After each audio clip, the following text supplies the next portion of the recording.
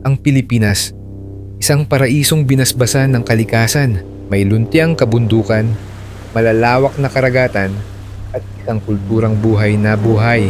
Ngunit sa likod ng kagandahang ito, isang banta ang tahimik na lumalapit, isang panganib na hindi lang natin nakikita, kundi nararamdaman na. Climate change. Dumarami ang komunidad na unti-unting nilulunod ng dagat sa mga baybaying lungsod tulad ng Navotas at Baseco. Taon-taon nang tumataas ang tubig dagat at kasama nito ang pag-alis ng mga tahanan. Mas dumadalas, mas lumalakas ang mga bagyong dumarating.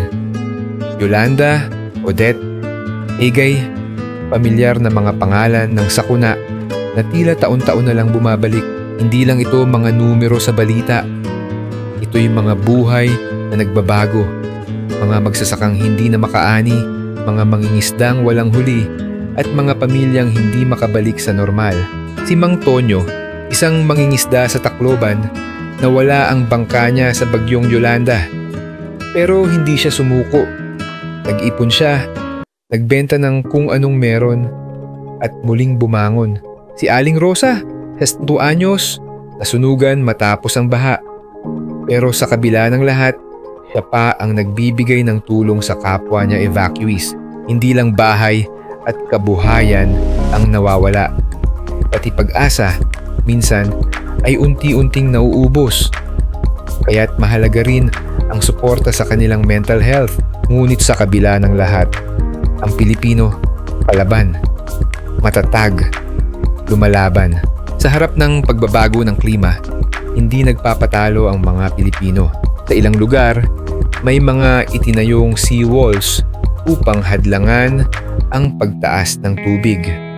May mga barangay na gumagamit na ng early warning systems para maiwasan ang sakuna.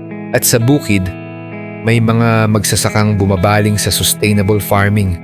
Mas matibay, mas ligtas, mas makakalikasan. Sama-samang gumagalaw ang mga komunidad. Hindi naghihintay ng tulong, kundi nagsisimula ng pagbabago. Ngunit hindi sapat na Pilipinas lang ang kumilos. Kailangan ng global na aksyon mula sa mga makapangyarihang bansa, mula sa mga industriyang responsable sa malalaking carbon emissions. Kailangan natin ng teknolohiya, suporta at hustisya sa klima. At tayong mga individual, may papel din. Mula sa simpleng pagtatanim, pagre-reuse, hanggang sa pagboto para sa mga leader na may malasakit sa kalikasan. Dahil ang kinabukasan ng Pilipinas ay kinabukasan din ng mundo.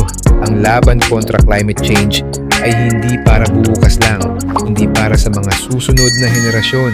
Simulan natin ang pagbabago. Ngayon na,